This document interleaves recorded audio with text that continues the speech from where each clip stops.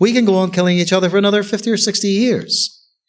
Or we can begin a model that allows us to share space together. So in reality, the Good Friday Agreement was a masterpiece in political compromise. The Village Square, a nervy bunch of liberals and conservatives who believe that disagreement and dialogue make for a good conversation, a good country, and a good time. At the Village Square, we talk about politics, religion, and race. You know, the topics your mom taught you never to discuss in polite company. Listen, at the Village Square, we make pigs fly. Welcome to Village SquareCast. This is Vanessa Rouse. Thank you for joining us for this throwback God Squad program about rethinking conflict in our community with very special guest, Reverend Dr. Gary Mason, a Methodist minister who spent years working to bring peace to Northern Ireland. So we're excited to share this with you because Dr. Gary's insights and wisdom can really help us as we wrestle with our own divisions here in America. This program was presented in partnership with Leon County Government and WFSU Public Media. It was actually recorded in WFSU's studio 3 years ago in March of 2018 on the 20th anniversary of the Good Friday Agreement, which ended most of the violence related to the Troubles in Northern Ireland. After we hear from Dr. Gary, 4 God Squad panelists will join the discussion. And facilitating this program is God Squad regular Betsy Willett-Zierden. Now, before we let Betsy introduce Dr. Gary, we have a surprise for you. Liz Joyner, Village Square's founder and CEO, is joining us for a quick little chat about a book we're recommending to all of our listeners. And we talk about how that book is related to the program that we're going to air for you today with Dr. Gary. And there's a reason we think you should read this book now. We'll tell you all about that when we reveal surprise number 2 in just a minute. And by the way, this part with Liz is fresh content recorded just a couple of days ago and only available right here on Village SquareCast. So let's bring in Liz. Hi, Liz. How are you? Great, Vanessa. How about you? Good. So Liz, you suggested this little chat and I love that you did. And now that I am 1/3 into the book that we're going to talk about, and I have also listened to this whole program that we're about to air, I can see exactly why you said we need to do these two things together. We need to have this little chat about this fantastic book that we're going to talk about ahead of this God Squad program because they really are so related. I've gotten a lot out of both, and I'm excited to talk to you about it today. So we're going to talk about the book called High Conflict, Why We Get Trapped and How We Get Out by Amanda Ripley. And so let's start. Can you just tell us a little bit about this book, why it's important to you, and why we should all read this book? So I've been a big fan of Amanda's work since before High Conflict came out. And she's a journalist. She is the originator of a concept called complicating the narrative in journalism, but also works for us real people as well. And the idea is when you're in a very high conflict situation, which is foundationally different than just sort of the regular kind of healthy conflicts that you have to have with people as we go through life, that there are sort of different rules. And one of the ideas that she had is that when we are, high conflict essentially simplifies the narrative, right? It turns things into 2-dimensional. Us and them, we see you only for one of your character traits. For Reverend Dr. Mason, he talks about, the Northern Ireland conflict. So it may be where you're from in America today. It's whether you're liberal or conservative. You see that one part of somebody and that's it. And in a way, journalism works that way too, in that they tell a story, they say, well, these people think this and these people think that, but they simplify the narrative, they don't complicate it. And so what is the paragraph level conversation about what these people think and why? What are the human things about them? What are the variants in each group of people, right? Because we're all we don't just simplify down to us versus them. We're all very complicated. So I just love the idea of complicating the narrative. And I think it's an incredibly important part of what the Village Square does, and really helpful for all of us as we face situations like this. The other thing I love about Amanda's work is the notion that we need to ask questions. When we're in a high conflict situation, I don't think that questions naturally really come out, right? Because really you want to argue, you want to say, well, no, you're factually wrong. And that almost never works. But if you ask questions, if you make inquiries, if you think about, say, maybe ask the question, what is oversimplified about this concept or conflict? What do you want to understand about the other side? What would it feel like if you woke up and this problem were solved? What is the question no one is asking? Where do you feel torn?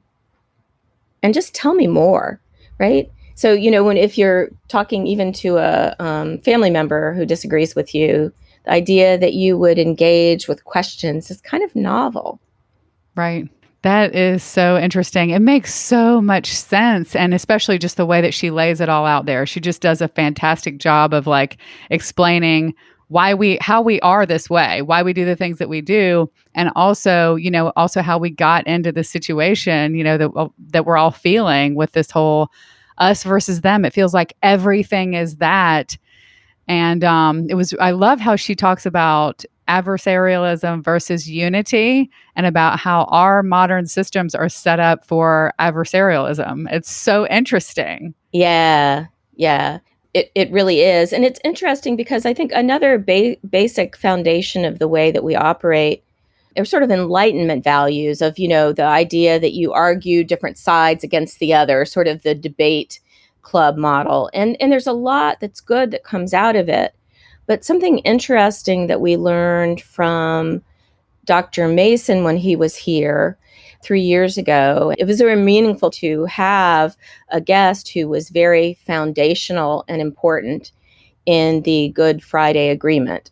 And one of the things we learned about that time is that in significant high conflict, very often diving right into the conflict in that adversarial way is actually not useful, because it isn't, the conflict kind of has a life of its own, and it's more about us versus them than about the ideas or the actual content. Like they say that if you argue about who takes out the garbage with your spouse for longer than 5 minutes, it's not about the garbage anymore. Right. And so it's sort of that kind of thing. So what they actually did, both heading into and after the Good Friday Agreement, was they kind of dropped the conversations about the disagreement, and instead they did things together. Community building kind of activities. They built community centers. They strung Christmas lights up. They just sort of were human side by side.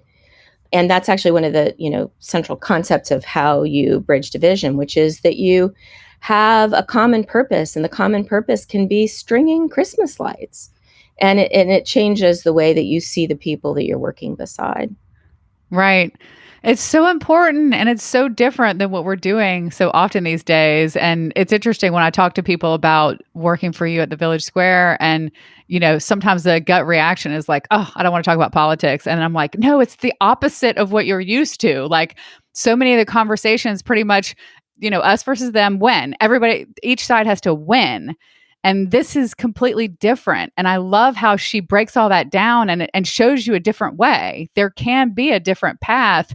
And it reminds me so much of the Village Square's work. Like, we're human together first. Let's find ways to connect, and let's try to move forward down this path, in a way where we understand each other and we learn from each other, and we compromise and find common ground just about the random thing, like you said, with the Christmas lights or whatever it might be, the chit chat. Or your kids, what you have in common, you went to the same university. Actually, those things we call cross-cutting relationships are actually really, really important. And I think it helps you see other people as humans. And when you do that, everything else changes. You're no longer locked in that sort of life and death struggle of ideology. You're with people. And where there's a wonderful variation between people. So I think that Amanda's work is really inspiring. And amazingly enough, it really is actually a good summer read. And that's why we decided to have it be our very first summer reading book ever. And it's just very human and it's easy to read. And Amanda's really just spectacular, and she writes beautifully. And I think it kind of touches us all where we are right now, because it goes all. I mean, it talks about political things, but it zeroes in on conflicts in our life and the challenges that we have there as well.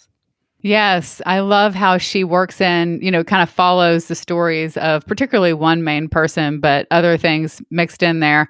And it is a nonfiction book, but sometimes I am listening and I feel like it's entertaining as if it would be fiction, because you're getting to know these characters, these real people out there.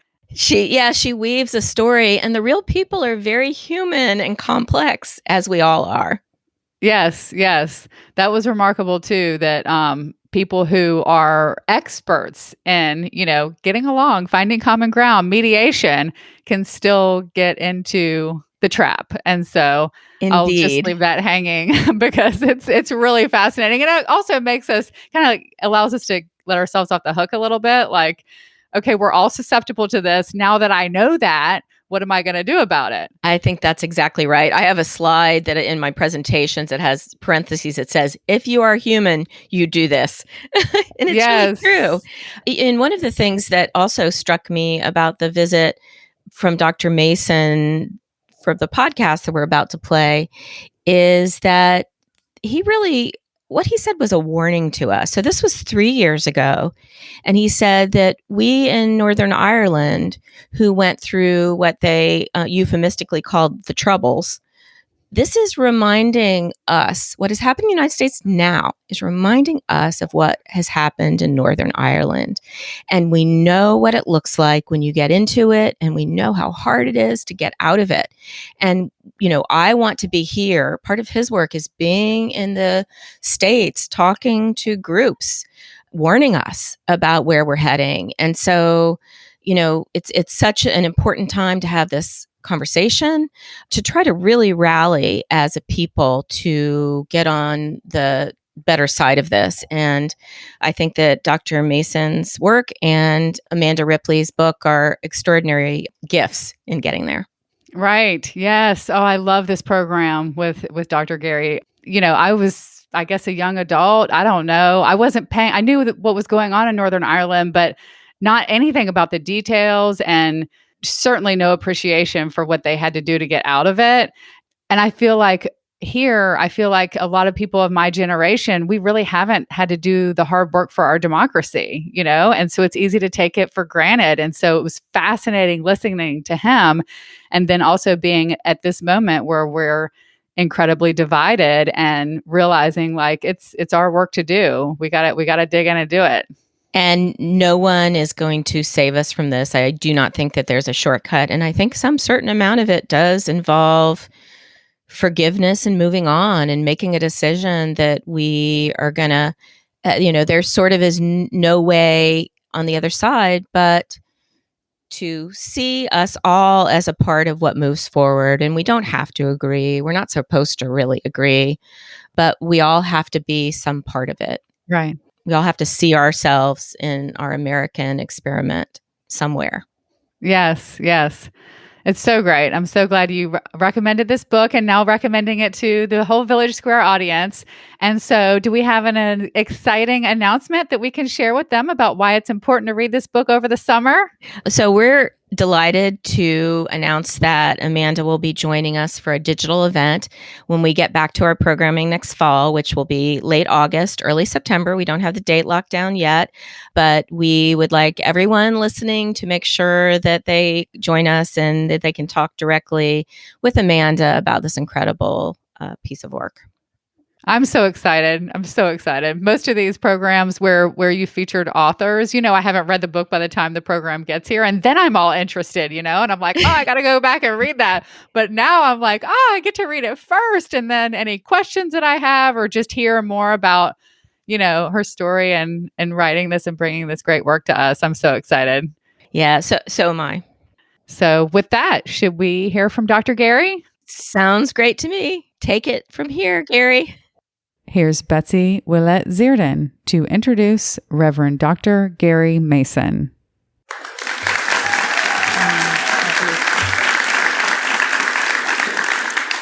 On Good Friday, April 10th in 1998, after 800 years of conflict on the island of Ireland, the official negotiations to end the Troubles concluded with the signing of the Good Friday Agreement. This is the 20th anniversary of the Good Friday Agreement. So it's appropriate that on this week when Jews celebrate the Passover and Christians look towards Easter, that we learn more about reconciliation and liberation through the experiences and wisdom of a true peacemaker. I had the honor of traveling with Bishop Ken Carter and a cohort of Methodist clergy to Northern Ireland to learn from my friend Gary, and I'm so grateful that he's here.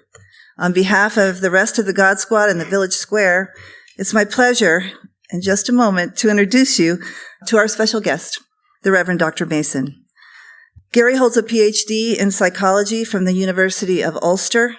He completed his theological studies at Queen's University, and he holds a BA in business studies from the University of Ulster. He comes to us from Belfast, Northern Ireland, where he has been deeply involved in the peace process. First and foremost, as a Methodist minister, working closely with Catholic clergy colleagues to bring together the deeply divided and segregated Republican and Loyalist communities. His organization, Rethinking Conflict, works locally, nationally, and internationally toward conflict transformation, peace building, and reconciliation. He's been honored by Queen Elizabeth at the East Belfast Mission and public recognition for the work he carried out there. It's my honor and pleasure to introduce Reverend Dr. Gary Mason.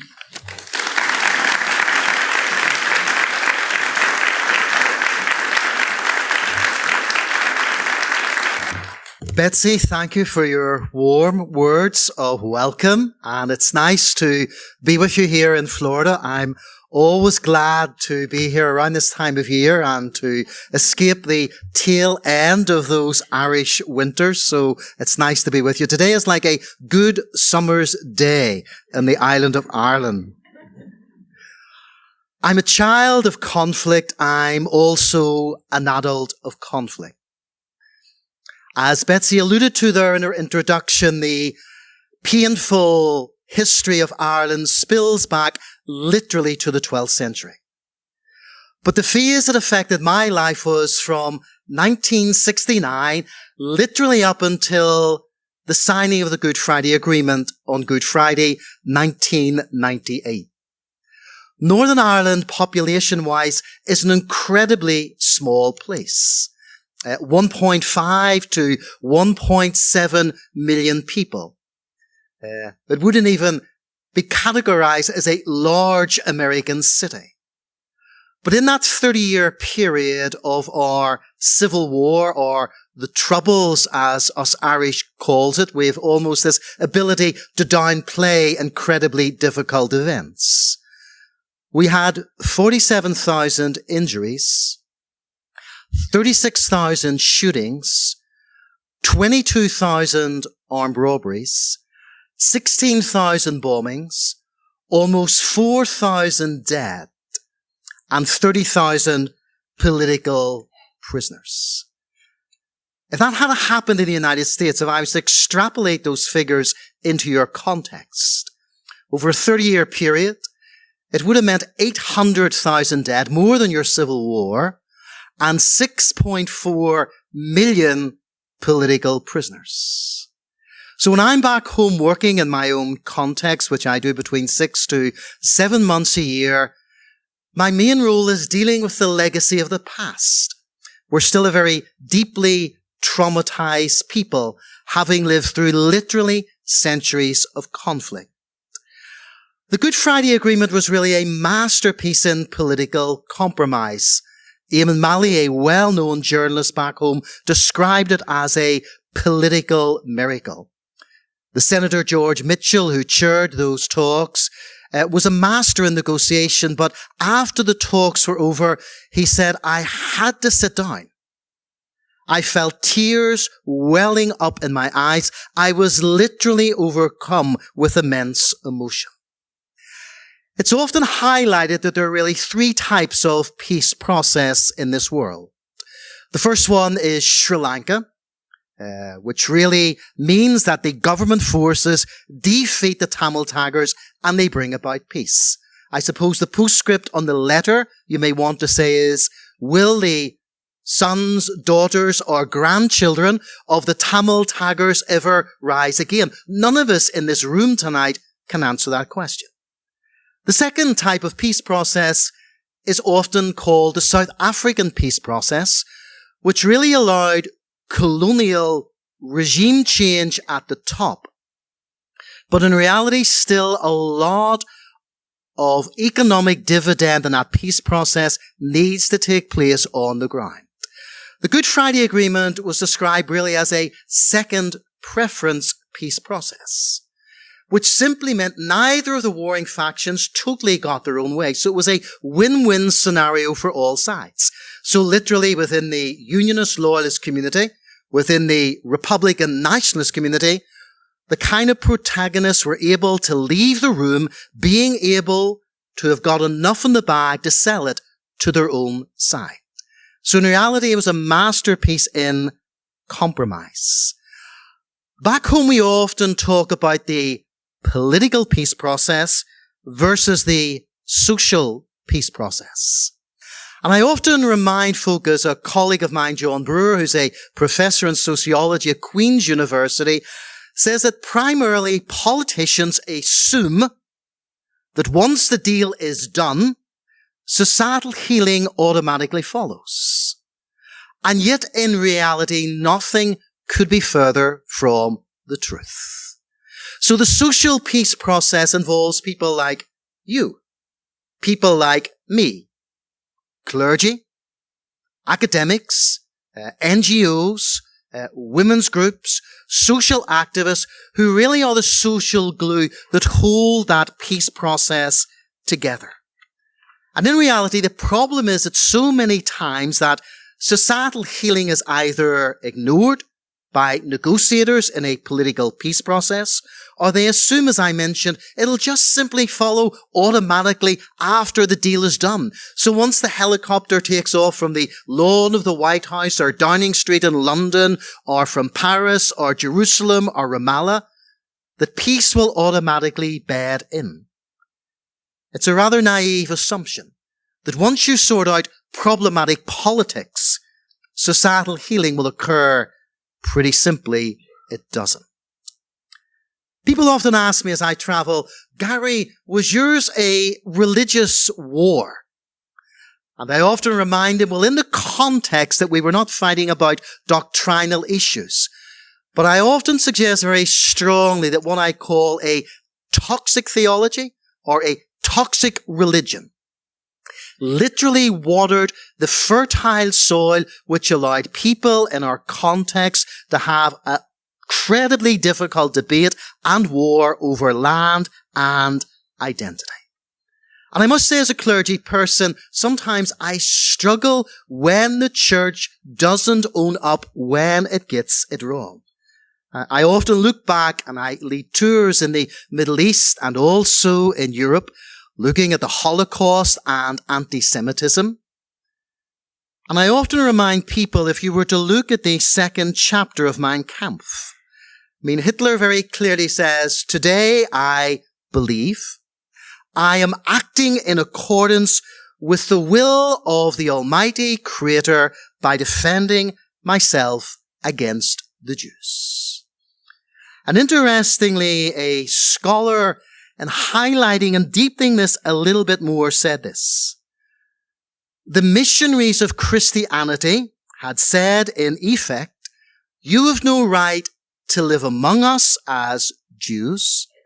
The secular ruler said, you Jews have no rights to live among us. And Hitler and the Nazis took it that a little bit further when they said, you Jews have no right to live. So the German Nazis were not discarding the past. They were simply building upon it.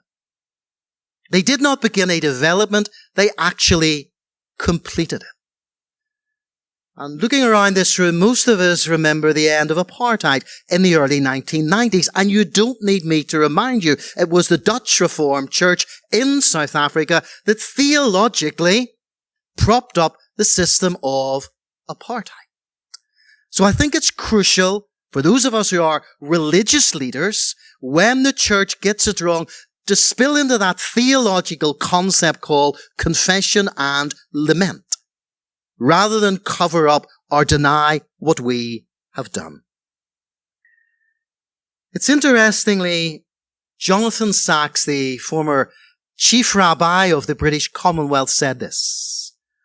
On one point, and it is a substantial one, the critics of religion are right. Religion has done harm. It has led to crusades, jihads, inquisitions, and pogroms. Sacks continues, it has shed the blood of human sacrifice in the name of high ideals. People have hated in the name of the God of love, practiced cruelty in the name of the God of compassion, waged war in the name of the God of peace, and killed in the name of the God of life. And as Sacks rightly says, these are undeniable facts, and they are terrifying. But interestingly, the great believers have always known this. I mean, Pascal said, men never do evil so completely and cheerfully as when they do it from a religious conviction. C.S. Lewis, who was born in Belfast, and if you remember, came to faith as an agnostic in 1929 with a wonderful quotation, I was dragged kicking and screaming into the kingdom of God, perhaps the most reluctant convert in all of England. But C.S. Lewis said this, I think we must fully face the fact that when Christianity does not make a man very much better, it makes him very much worse. And Sacks, commenting on that, says this happens not because religion is religion, but because human beings are human beings, not angels, and certainly not God. And then he uses this amazing phrase. He says, religion has power. It bonds people as a group. It moves people to act. It changes lives, but whatever has power can be used, misused, and abused. And he suggests very clearly, religion is like fire. It warms, but it also burns. And we are the guardians of that flame. So it begs me to ask the question, if you're in this building tonight or listening in, if you're a person of faith, how are you using your religion to warn people or to scorch or burn people?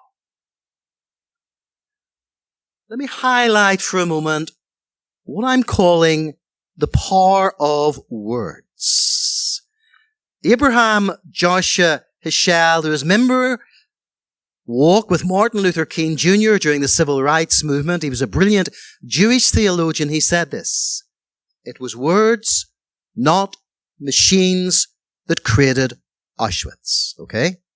It was words, not machines, that created Auschwitz. So I want to say to all of us, and to me, how we speak is incredibly important. And it's interesting, the Jewish sages of another generation said this, evil speech kills three people. The one who says it, the one who accepts it, and the one about whom it is said. And in my context growing up, As one theologian who has long since left planet Earth said, most people in our churches did not have guns in their hands, but they most certainly had them in their hearts.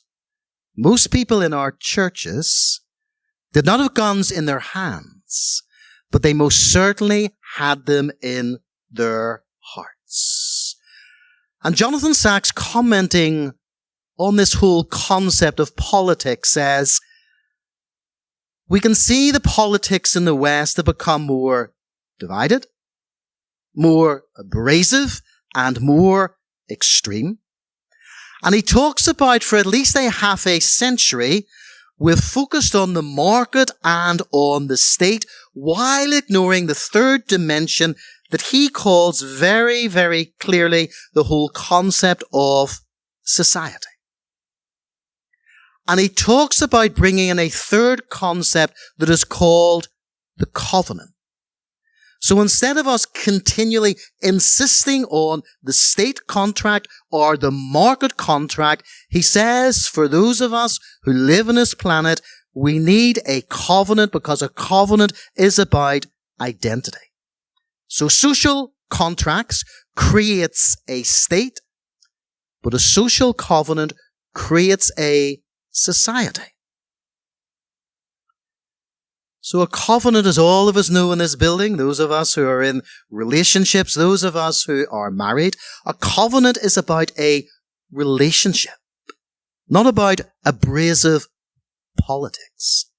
How do we create that in the West?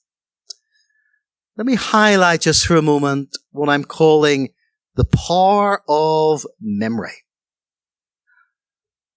United Nations Handbook on Reconciliation talks that how some post-conflict societies spill into what they call a form of amnesia.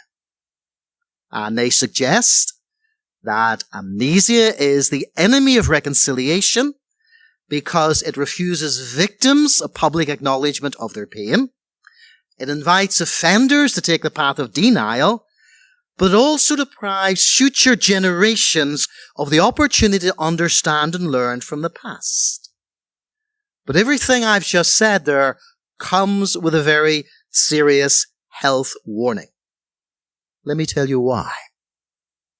Memory is a two-edged sword.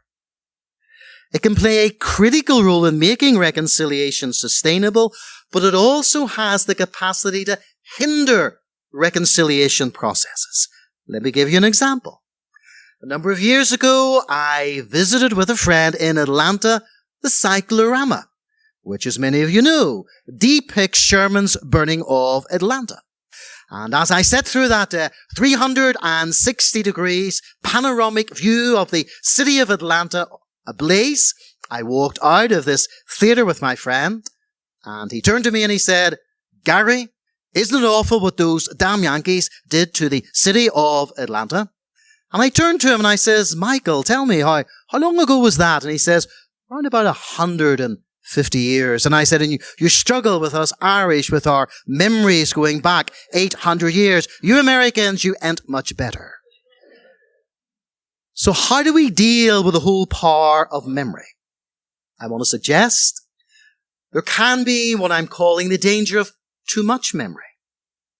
Too great a concern with remembering the past means that the divisions and conflicts of old never die. The wounds are never healed. The past continues to dominate the present and hence to some degree determines the future. So memory can be incredibly selective. It can also be manipulated and abused. I do some work at Emory University in Atlanta, and last August, a student asked me a question because you Americans were in that debate, what are we going to do with all these monuments? And so a young student said, "Well, Gary, you've grown up in a context with historical baggage on your gable walls, murals, statues dominating the landscape. What should we do?" And I said, "Well, it seems you've like three options. The first one is keep the monuments up, have some historical narrative or marker, some explanatory process of why this is here in the first place. The second concept, I think, is some people are saying, let's just put them into museums. But I was saying, look at the size of some of these monuments. You'd probably need a structural engineer to remove the wall of some of these museums to actually get them into the building in the first place. And then the third option was, just put them into some Confederate cemetery. The people that like those kind of things, they can go and pay homage there. So she says, what would you do? I said, I would do nothing for 2 years. And I would force American society to have a reasoned, structured, engaging debate about the past. Rather than just continue to throw what I sort of see verbal hand grenades from one side to the other, there needs to be some process of engagement, or what we call back home in our Irish context, uncomfortable conversations. So as I say, their memory can also be manipulated in so many ways. The writer David Reef, who has written a book there a couple of years ago, and he did a little article in The Guardian, a British newspaper printed in London, and he called the article The Cult of Memory, when history does more harm than good. And then he tells this story where he was in a room in the early 1990s as Yugoslavia was literally disintegrating, and he left the room and a Serb ran out after him, put a little piece of paper in his hand. He opened the piece of paper. It said the date 1453, which was the year that Orthodox Constantinople fell to the Muslim Ottomans. And he went back into the room and asked for an explanation. The irony is, dates like that were used 600 years later to justify the murder and carnage of tens and tens of thousands of people. We often talk in our Irish context about the sores of Irish history. How we constantly pick at these sores, at these wounds, and we never allow them to heal. And so David Reef plays about with the phrase, the terror of remembering versus the terror of forgetting. And he says there may be cases in which it is possible that forgetting may do an injustice to the past, but remembering can do an injustice to the present. He says there's no simple categorical answer. But in our context there, one of our historians once said, tongue-in-cheek, he said, I think we should build a monument to amnesia in Ireland and then forget where we put it. And in our Irish context, we are obsessed with dates. I remember as a little boy, growing up watching those sort of Orange Order parades. I grew up within that British Protestant Unionist loyalist tradition.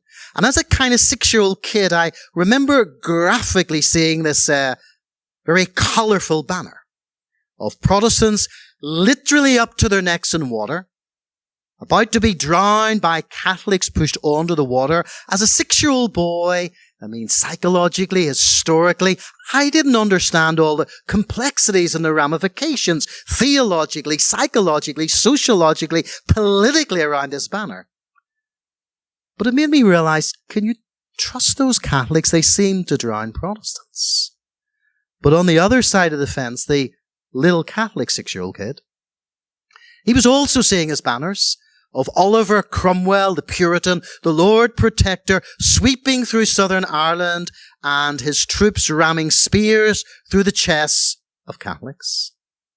And so his narrative was, Protestants stick spears through the chests of Catholics. And as we often say in Ireland, long after the quarrel has stopped making any sense, the memory of the grudge endures. I remember a couple of years ago reading an article that a theologian in Upper West Side in Manhattan in New York City had written. And in it he had this little phrase where he said, no one in the United States wants to talk about the legacy of slavery. And I sort of lifted the phrase out and said, there's a fascinating S word, i.e. the S word slavery. I says, let me tell you about my S word. My S word is called sectarianism. And as a little boy, growing up in Ireland and Belfast, no one politically or religiously wanted to deal with the scourge of sectarianism. And so we ended up with a 30-year civil war. I said, I'm not suggesting that America is moving towards a civil war, but I am suggesting that you need to have a reasoned, constructive conversation about the past. Because in our context, we didn't have the ability, the courage to grapple with it. As Betsy alluded to, hopefully, with the signing of the Good Friday Agreement, it is our belief, in the words of John Hume, the well-known nationalist politician, that the gun is finally out of Irish politics. But it took us a long, painful journey to do so. And I think for all of us, having these conversations is so, so critical. And obviously I'm coming at this very much from a kind of Christian perspective, a faith-based perspective. But I've often said, as I look at the model of Jesus in the New Testament, who had so many conversations with so many different people with whom he disagreed. And my mantra has often been, engagement is not endorsement. To engage with a human being does not mean I necessarily have to agree with their position, but I most certainly want to understand their position. So now in my role, I spent my time still in the island of Ireland, doing some work in the United States, but also some work in the Middle East, where I work closely with Israelis and Palestinians. We've had 500 Israelis and Palestinians in Belfast in the last 5 or 6 years. Not saying to them, the Good Friday Agreement is the panacea for the ills of the Middle East, because it isn't. But we're saying, here's some of the things we got right. Here's some of the things we got wrong. Because interestingly, and just let me conclude with this, way back in the early 1990s, there were 3 conflicts bubbling on planet Earth. There were others, but the biggies was really the Irish, South African, and the Middle East. And most people assumed that with the Oslo Accords, the Israelis and Palestinians were over the line. South Africa was painfully moving in the right direction, and us sort of British Irish were lagging well behind. The old British bulldog, Winston Churchill and Margaret Thatcher, called the Iron Lady, simply said the Irish problem is completely intractable. They were both wrong. But it came about through risk-taking, through understanding, through listening, through engagement, and allowing faith to spill into the public space. And for us, 20 years later, we still have a journey to go. We're not completely there yet. We're still a deeply segregated society. But in the words of John Hume, we hope that the gun is finally out of Irish politics.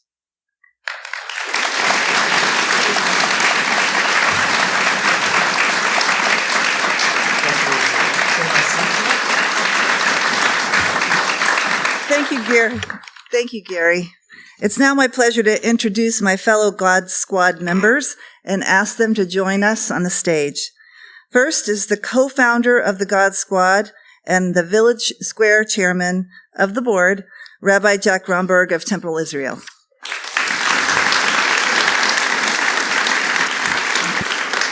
The only other member of the original God Squad, he's been here all 7, I can only claim 6, is Pastor Derek McGee of the Bible-Based Church.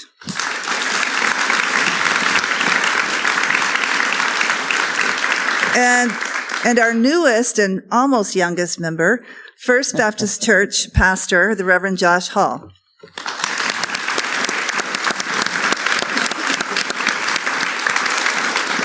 And we regret that Father Tim Holida from St. Thomas More Cathedral is unable to be with us tonight due to Maundy Thursday services.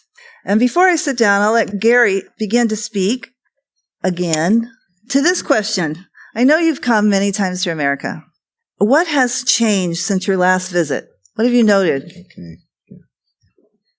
There's no question as an outside observer that people seem to be avoiding the conversation around politics. And in staying here, I have stayed in the houses of people who are Republicans. I've stayed in the houses of people who are Democrats. And I think it's important that people begin to hear each other in a meaningful, gracious, understanding way. During the whole conversation around the Parkland shootings, I watched the debate in front of all the students, and where Marco Rubio, the Republican, said, we need to stop taking all our worldview just from CNN and Fox News. We need to hear one another as human beings. And I think I want to be saying as an outsider, not coming with any prescription because we have had a painful, protracted conflict for so long. But what we had to do was to listen to the other, understand the other person, and ask the question, if I had been born in that other one's world, what choices would I have made? And so I guess we want to appealing as a person who's been part of this nation in so many ways. People tease me, it's my second home, that we need to stop throwing verbal hand grenades at one another. We need to listen to one another. And I think particularly in a context of faith, in all our traditions, in both the Jewish tradition and in the Christian tradition, it does say something about how we speak and how we listen. In my context, Jesus reminds us, you're not just going to be judged by your actions, you're also going to be judged by your words. And I saw too many poisonous words in my situation that literally did result in people's deaths. I saw school friends of mine die through listening to bad words. Well, we understand that reconciliation presupposes confrontation, your words. Okay.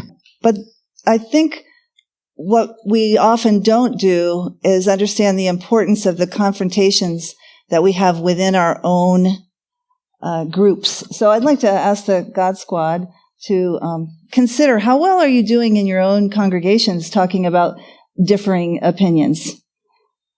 We're working hard, and I think that within, not just within Temple Israel, but within the progressive Jewish world in general, when I say progressive, I mean the non-Hasidic, non-ultra-Orthodox world, there is a divide.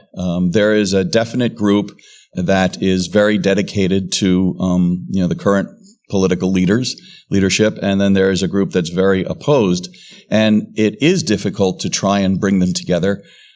So the conflict that we have, and the conflict that I have as a rabbi of the temple, is how much do I advocate from a moral perspective in a way that I know certain people are going to object to, and how much do I just be quiet to allow people to have their feelings? Mm-hmm. And I will tell you that my tendency is not to be so quiet. Surprise, Jack. And you're bold. You're bold and you take risks, and I respect that. What kind of internal conversations are causing division, or maybe are already based on division? Josh or Derek? I'd say I think where we struggle, we've got a pretty diverse congregation, but sometimes it feels like as the temperature goes up in the national political climate, it goes up in our internal conversations as well, to the point that you were referencing, that they're echoing the talking points that they've heard from the news or from the politicians, from the crossfire style shows, instead of finding their talking points from Scripture. Not to overly spiritualize what's going on here, but they're letting that lead into how they interact with even fellow believers, instead of having unity in the church that then spills out into society. As even within the church, there might be things that distinguish us, but we shouldn't let them divide us. Right. We should demonstrate that unity instead of letting the divisions from outside in society creep into the church. Yeah, some of the social issues seem to be given more importance than our sacred doctrines. Derek? And I would segue from both of my colleagues here in that in a previous Faithful Friday, Jack kind of alluded to this, and I think is very important, is that we're now allowing the media to control us versus our own faith beliefs. And in that regard, so in our context at our church, we have these conversations regularly because, just sound bites here and there. I try to never allow the media to dictate what I preach from the pulpit. At the same point, I'm also not going to allow the chance to miss an opportunity to bring up something. Parkland's a good example. Charleston, South Carolina, the shooting in the church, that those type of opportunities in my context are important to talk about and bring them out, because if you don't deal with them, if you suppress it becomes volcanic at some point. And then there are individuals that I pastor on the south side of Tallahassee who feel like they're disenfranchised and they're hopeless. And so the victim mentality becomes a thing. And so you have to have that conversation and be willing to have that conversation in hopes of pulling people out of a mold and a mindset that keeps them down. Gary has said that really clergy and faith communities need to spill out into the messy public spaces. And when you spill out into the messy public spaces, there's risk. What are some of the risks that the clergy took in Northern Ireland? I know that there was a lot of hesitancy among many clergy leaders to get involved at all. But those that finally stepped up, what were the risks they were taking? Yeah. I suppose, I've often said I think it's easy for us as clergy to be what I call chaplains to our own tribe. Okay? So a number of us really in the late 80s, early 90s, and literally right through until today, began engagement with those who were politically motivated to use violence to pursue their political goals. And I've often had this mantra, Betsy, and it's quite gender-based, and the women will smile when I say this, but if you lock 40 men in a room listening to their own reassuring voices, it's a recipe for disaster. And basically we had sizable groups of men who had taken up arms to pursue either a united Ireland or the link with the Union, and they were only hearing their own worldview. They were not hearing what I would call, in my context, a gospel moral framework. So we had to do what were attractive alternatives to pursuing political violence. It was a long, protracted process. We're still having some of those conversations even today. What were you risking, though? That's what, because I'm going to ask you guys that question next. When you're propelled into that messy public space, what kind of risks were you taking? In your case, maybe being blown up. In my case, not so much. Maybe people leave the church. But please answer that. Well, I guess, to give you an example, July, I think 2001, we were just over the Good Friday Agreement, and not all these militia groups had embraced this with open arms. Right. And the British Secretary of State, who was part of Tony Blair's cabinet, Dr. John Reid, Scottish guy, came to meet at my church building. 40 people who had been involved in really leading political violence within that sort of Protestant Unionist loyalist community. And some of my church, it was meant to be secret, but of course somebody leaked it. So by the time midday came, you had cameras outside the church. So my church members are coming home from work, seeing all these well-known advocates of violence spilling into their church building. So it was a difficult week, month, maybe several months. But a year after that, we had gone from something like 200 to 300 pipe bombings to 5. But it wasn't an overnight phenomenon. So you really had to ride the storm. But as I said earlier, my model, obviously in that Christian context, is that model of Jesus, who engaged with every person, did not endorse their worldview, but tried to redirect them into a different way and model of living. And certainly took risks. Yeah, to put it mildly. So what, in your context? So recently I'm starting to clean out my office at home a little bit, and I came across an article written just a month after I got to town and began to serve as rabbi at Temple Israel. I think it was August of 2001 that the article was written. And the reporter asked me, what was my focus going to be? And I said, I'm going to focus inside the congregation. I'm not going to worry about what's going on in the community. I'm just going to focus what's in the congregation to teach Judaism to my congregants, to really raise You up were the going to Jewish... play it safe, in other words. Well, I was going to try and rebuild the congregation in the context of what was going on in the Jewish world in general and carry that out. And then 9/11 happened. And I have to say that Brant Copeland, pastor of First Presbyterian, called me to be on a panel. This is weeks after I get to town and just a few weeks maybe after I said this interview. And he called me to be on a panel with Muslims and Christians. And so we gathered, and I began a path that night that put me into the community.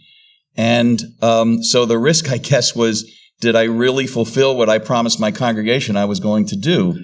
In a way, no, but in a far greater way, probably. Certainly sounds like you followed your call, though, your calling. Yes. So I'll take it. You referenced to it probably jokingly, Betsy, but you suffered the loss of parishioners. No joke. Of money. And so it's important to understand that, but those matters, that only matters if that's the motivation. Mm-hmm. The motivation is people in seats to make you feel good about yourself, or a big offering at the end of the day when you deposit. But none of those things matter to me. I think the greatest thing that you suffer to lose is the sphere of influence. Is that you forget that there are individuals who need you to be out there. There's a local pastor here who has this phrase, not pulpit to pew, but pulpit to pavement. Meaning that we should, as clergy, we should be relevant beyond the four walls of the temple or the church. We should want to be out there. I'm a believer that if the faith-based community gets back to where it needs to be, when Dr. Martin Luther King was leading civil rights, they would meet in the church and have meetings there and strategies there. Then they would go out and do what they had to do. There was something about coming together in that regard. And whenever clergy becomes so worried about what happens in the temple or in their church only, it's dangerous, because now you leave the world to dictate how everything else ought to get done. I guess the one thing that strikes me is that there's that sense in which, we take risks if you take bold, strong stands, on certain issues that, especially depending on the makeup of your congregation, that could be not just divisive, but that could also be, make it more difficult for this sheep that you have been entrusted to trust you as their shepherd. And so I think, as much as it's, especially in a context like this, considered admirable to take those bold stands, I do think you do have to weigh what's the impact that I'm going to make. That there are certain issues that, of course, you need to speak to, and it's not, I'm not giving cover to cowardice, but I'm saying you do, as a clergy, you do have to think through if you're weighing in on every hot topic because it comes up and you're tweeting something out or you're throwing those hand grenades on Facebook. There's somebody that might be looking up to you that's on the other side of that, and now you just disparage them by how you've categorized or characterized their position. So I think it is helpful to still triage those issues that matter and make sure that you're not taking something that's, tertiary and treating it as primary, remembering that the unique thing that I can speak into is their spiritual life and, in our context, following Christ and what that looks like. If I undermine that because I'm out speaking on every little political issue, I haven't done them any favors. I hear you. That's wisdom. You guys both look like you want to say something. Well, yeah, Go. I think that besides the issue of risk, I have to really say something about the reward. And one of the things that Gary said when he was speaking earlier that just resonated with me is the necessity for creating meaningful conversations.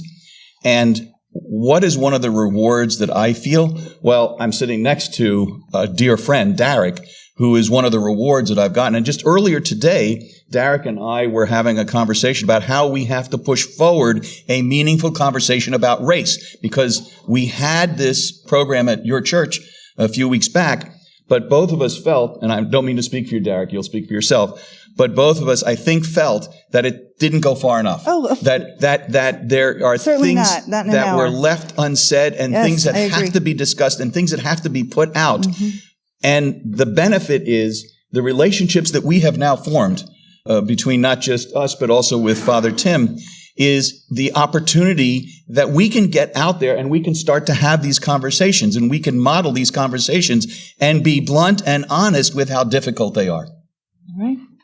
You, Gary, had said that the stories we tell, the history that we live out of, really shapes who we are. And I'm wondering, guys, what kind of stories do our faith communities tell that actually contribute to the trauma in our world?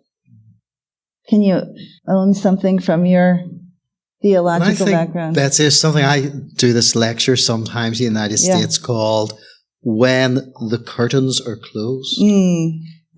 It's okay for us tonight to have these conversations in the public space. We're being filmed. We're probably all pretty ultra cautious to a degree. The question I want to ask all of us, including me, what conversations do you have behind closed doors? And sometimes the conversations you have with your own family and friends is much more key than the conversations we have in the public space. So people have said to me, in my context, I was taught to despise Catholics from the day and hour I was born. Or Protestants, or African Americans, or whites. It was interesting that when Nelson Mandela left Robben Island, he was sitting in a car looking at the prison warden who had guarded him for 27 years. He said, I realized I had one of two choices. One bullet, one white settler, or to create the Rainbow Nation. He chose the latter because he was a man of courage and he gave leadership. And I think as well, Betsy, in the whole concept was Os Guinness who said, if Moses had have taken a straw pole in the desert, he was an immense baller. Yeah. So he was.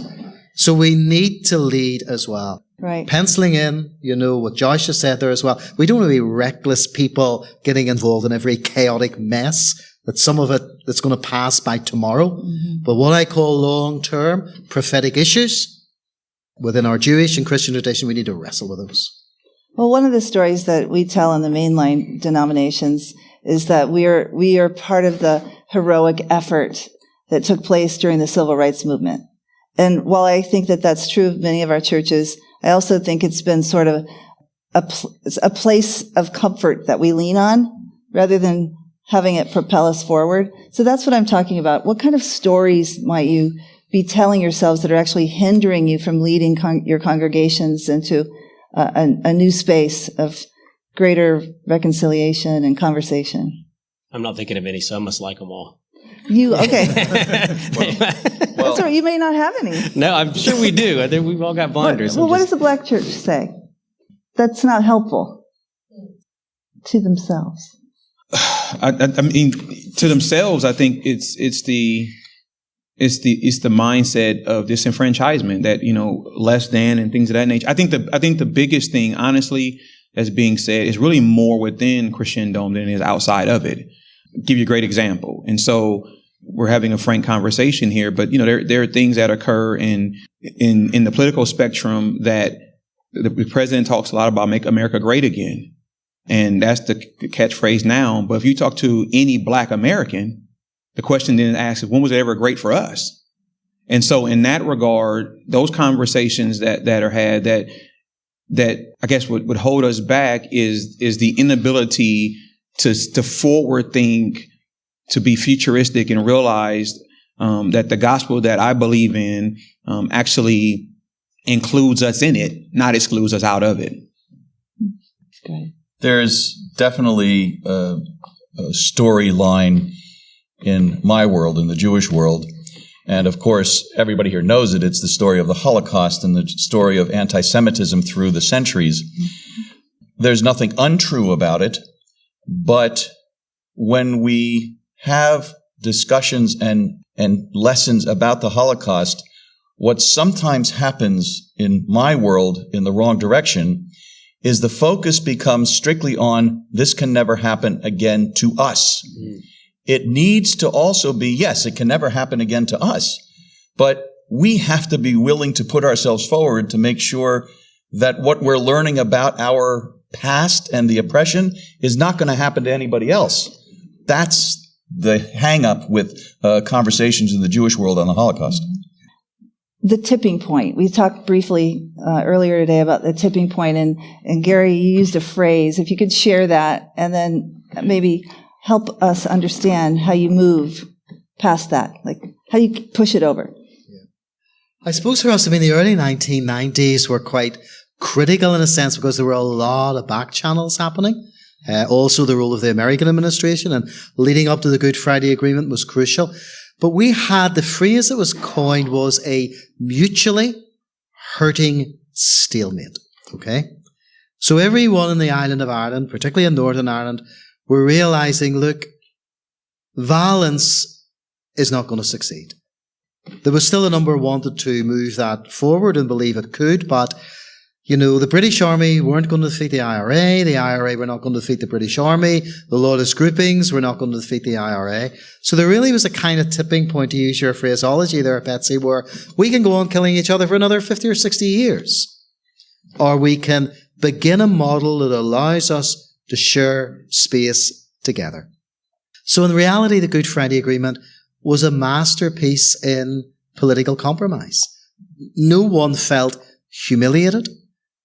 All the political negotiators were able to leave the room knowing there was enough to sell to their own constituency. So, in other words, no community felt humiliated. So, if we were to consider a mutually hurting stalemate in our city, the city of Tallahassee, and we only have a few minutes, but each of you should have time to answer this. What is the mutually hurting stalemate? Is there something that we can all agree is painful, not right? If there is, what would it be?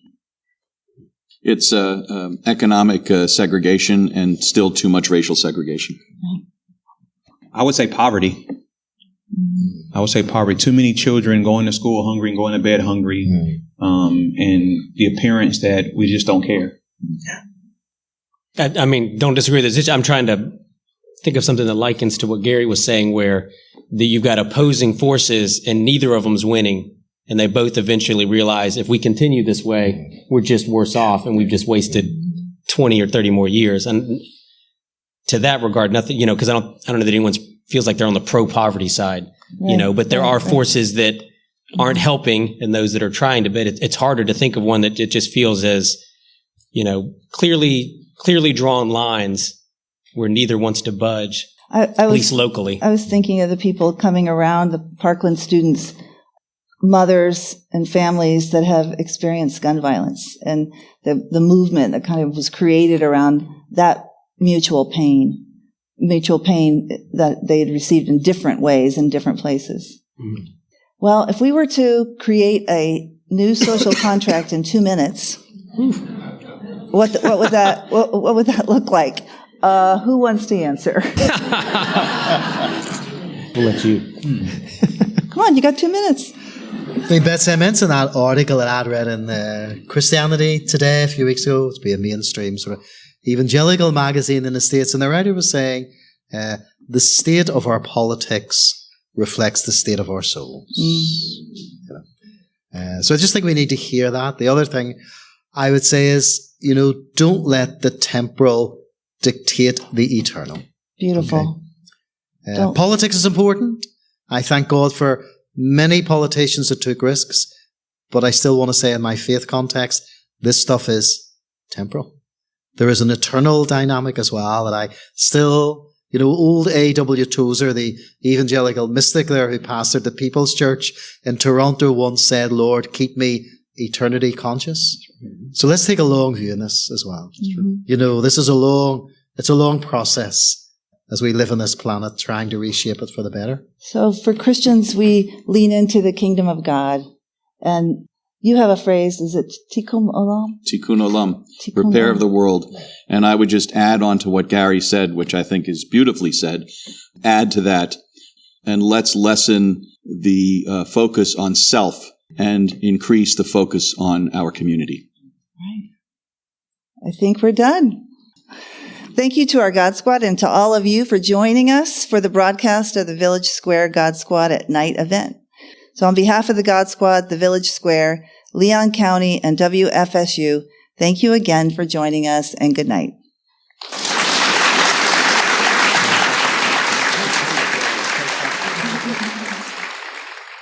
Hi again. It's Vanessa here, your podcast host. I hope you enjoyed this throwback program with the God Squad and special guest, Reverend Dr. Gary Mason.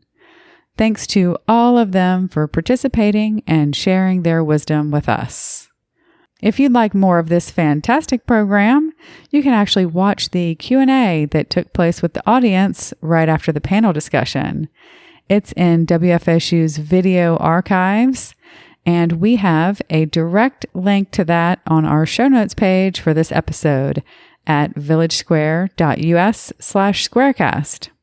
And now that we're all extra motivated to tackle conflict in a healthy way in our own lives, here's just a few more minutes from my chat with Liz about the book we're reading this summer that can help us move from high conflict to healthy conflict.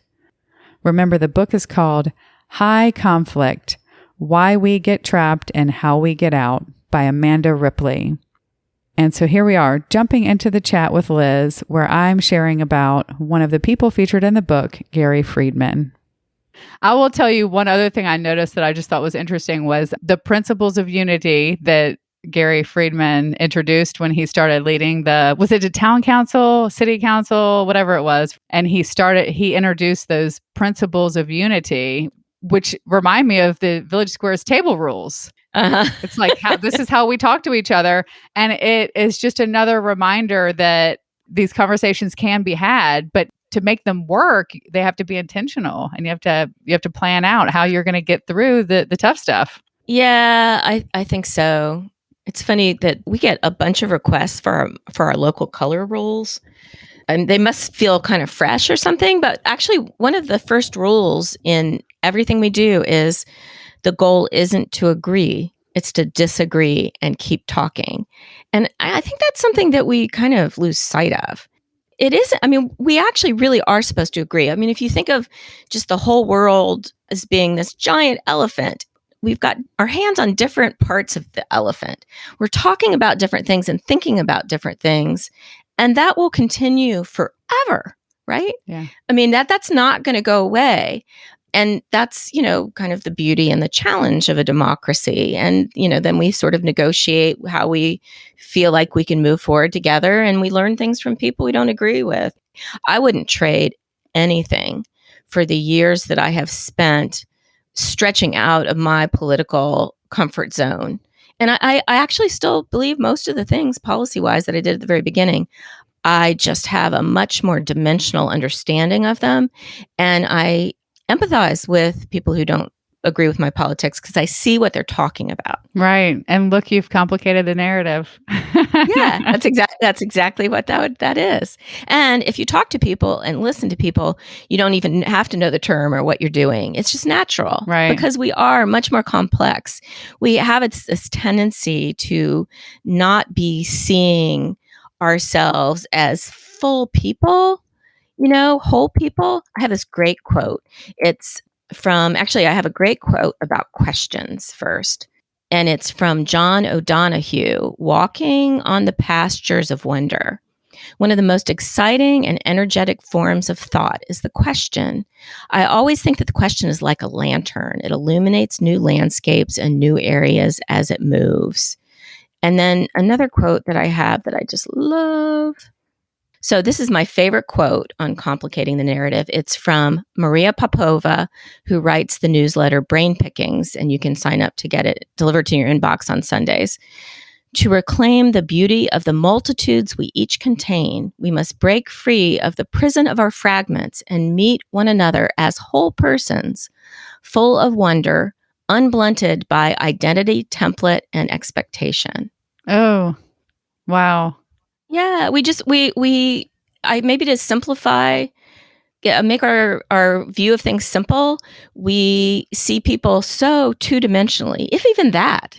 So I think that it's really all about seeing whole people, and that naturally complicates the narrative. Right, definitely. I love that word expectations in there too. I know I get in trouble on a regular basis when, I have an expectation of someone and it's really not appropriate. I think we all do. That's very human. Yeah. That's great. Well, thank you again, Liz. Thanks for sharing this with us. And I'm a third through, and I think it's a brilliant recommendation. It's really helpful. Excellent. I can't wait till fall and we can all talk about it as a community. All right. Thanks, Liz. Bye, Vanessa. All right, you guys, don't forget the author of High Conflict, Amanda Ripley, will be joining us this fall. So get your read on this summer. And if you're in Tallahassee, you can pick up a copy at Midtown Reader. Or no matter where you are, High Conflict is also available in audio format. That's it for today. We have a great lineup of programs coming out for you on Village SquareCast, so make sure you're subscribed wherever you get your podcasts or on our website at villagesquare.us/squarecast. To stay up to date with everything happening at the Village Square, sign up for our newsletter at villagesquare.us. We appreciate you listening to God Squad with Dr. Gary Mason. Until next time, we challenge you to reach out with an open heart and mind to someone who doesn't look or think like you. It changes everything. We'll talk to you soon, and thank you so much for listening to Village SquareCast.